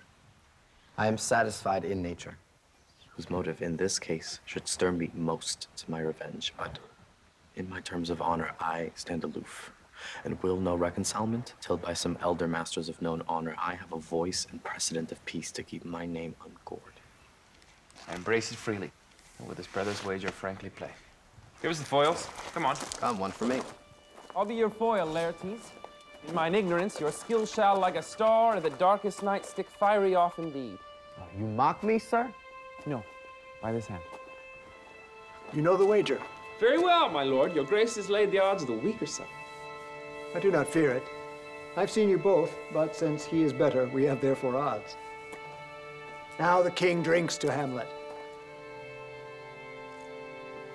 Come, begin. And you, the judges, bear a wary eye.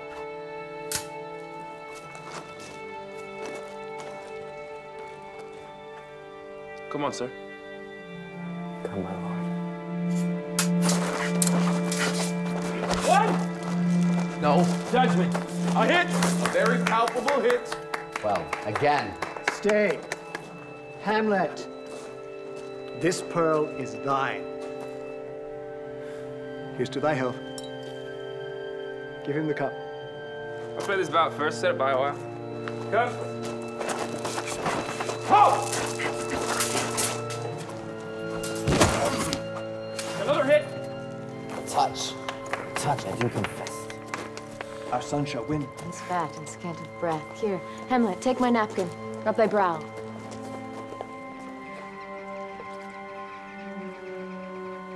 The queen carouses to thy fortune, Hamlet.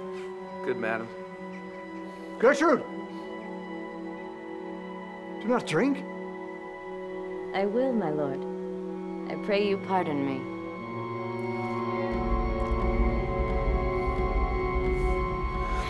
I do not drink yet, madam. Bye-bye. Come, let me wipe thy face.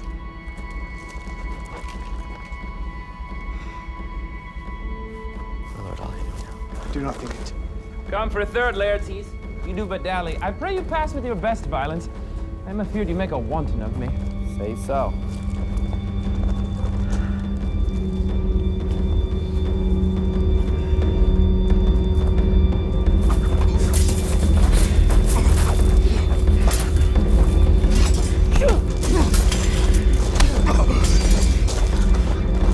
Nothing neither way.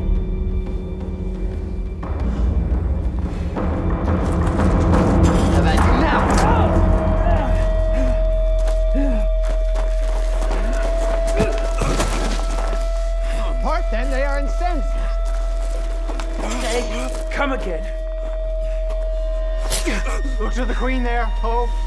They bleed on both sides. How is my lord? I'm justly slain with my own treachery. How does the queen? She swoons to see them bleed. No, the drink. The drink. My dear Hamlet, the drink. The drink. I am poisoned. Oh, treachery! Hamlet, thou art slain. No medicine in the world can do thee good. The king sublime!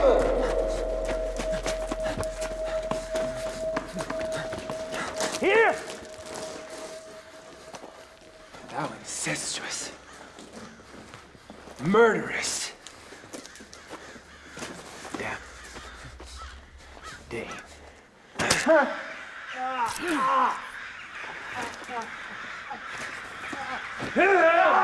Drink up this potion!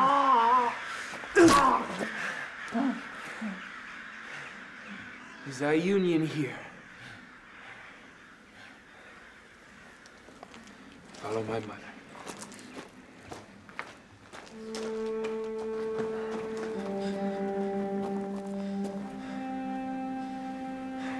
Exchange forgiveness with me, noble Hamlet. Mine and my father's death come not upon thee. It is I.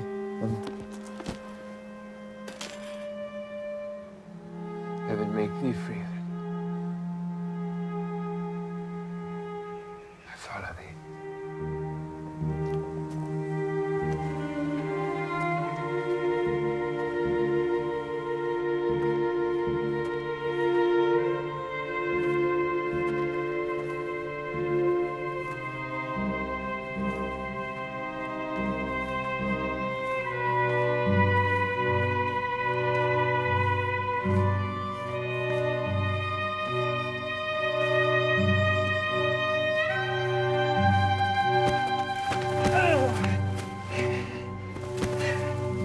I am dead, Horatio.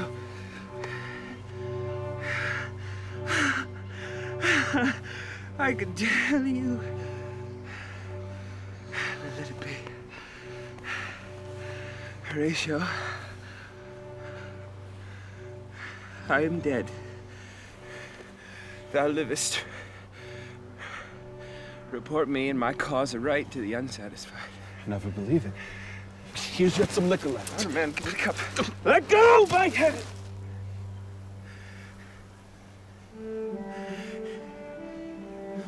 Thou didst ever hold me in thy heart. Absent me from felicity a while. And in this harsh world draw thy breath in pain to tell my story.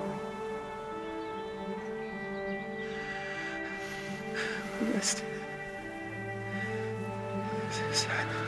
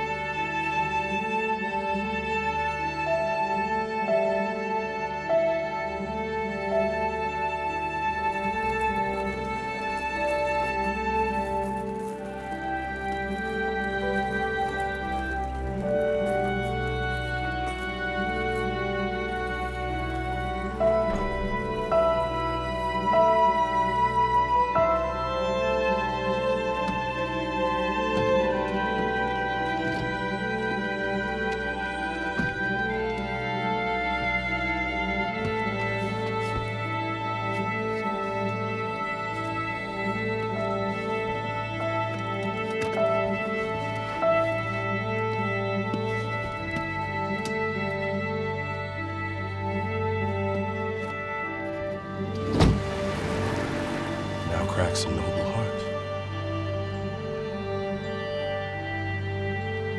Good night, sweet prince. And flights of angels sing thee to thy